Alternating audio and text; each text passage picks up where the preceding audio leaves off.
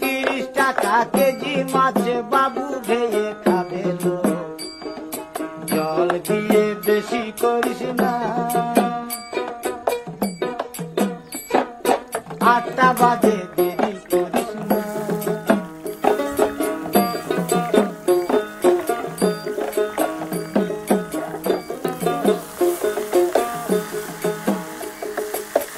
রূপালী মাছের মতো গরু পাহাড়ে,